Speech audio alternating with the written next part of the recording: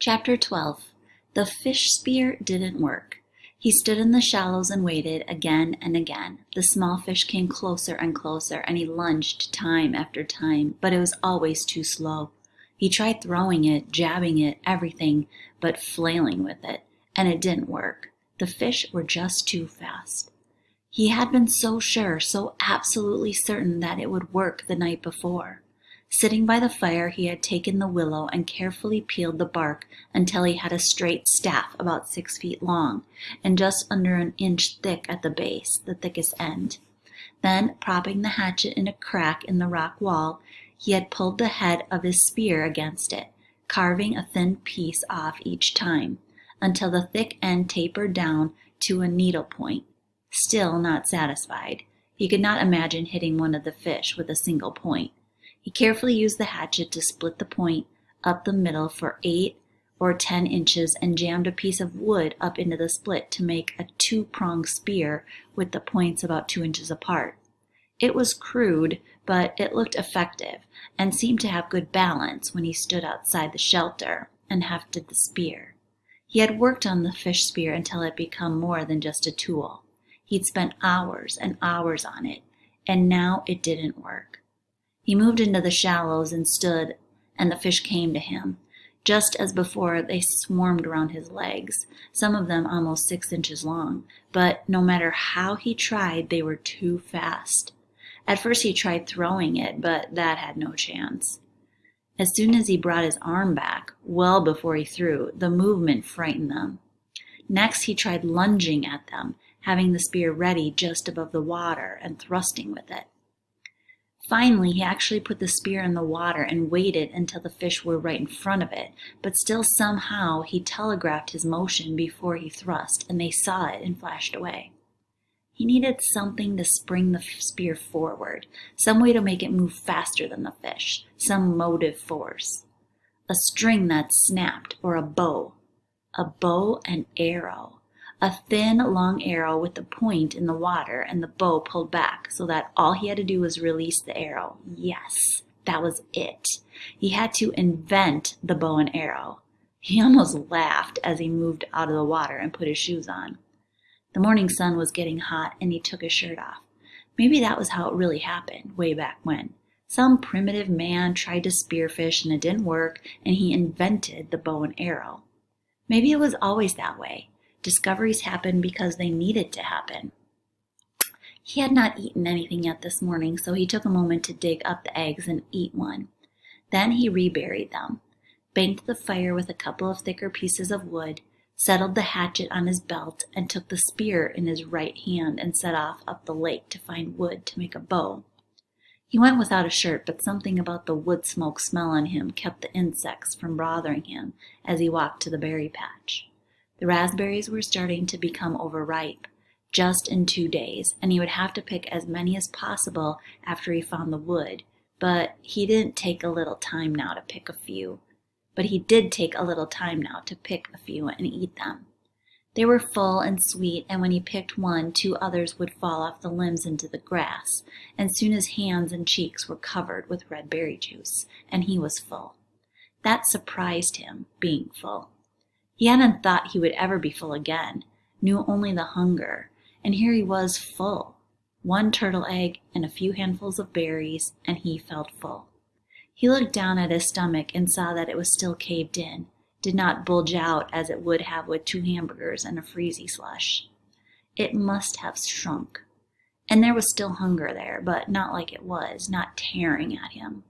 This was hunger that he knew would be there always, even when he had food. A hunger that made him look for things, see things, a hunger to make him hunt. He swung his eyes across the berries to make sure the bear wasn't there. At his back, then he moved down to the lake. The spear went out before him automatically, moving the brush away from his face as he walked. And when he came to the water's edge, he swung left, not sure what he was looking for, not knowing what wood might be best for a bow.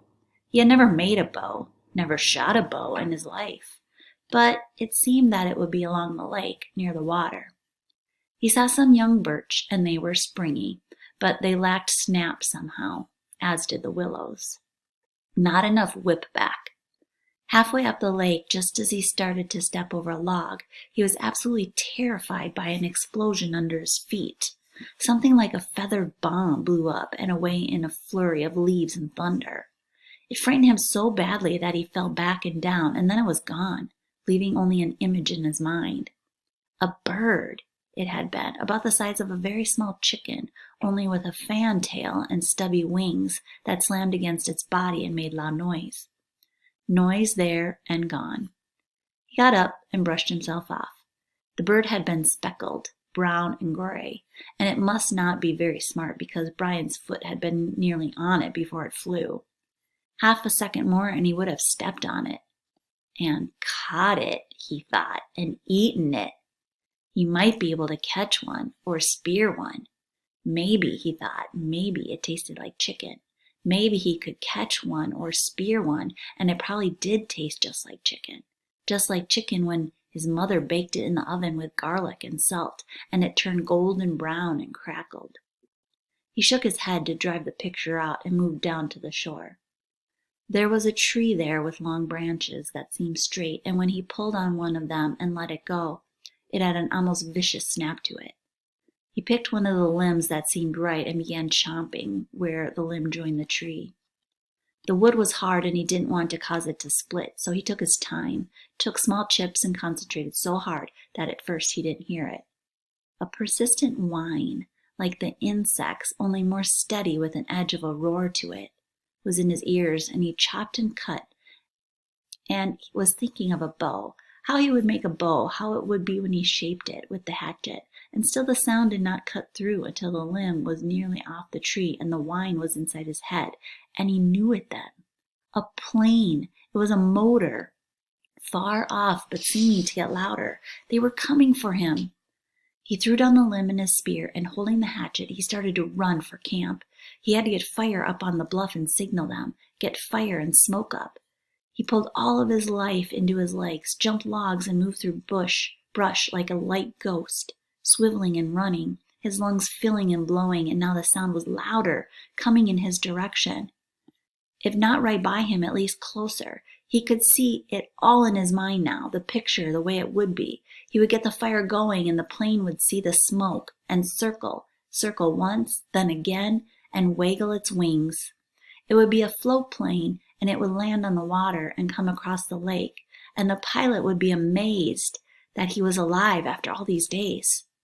All this he saw as he ran for the camp and the fire.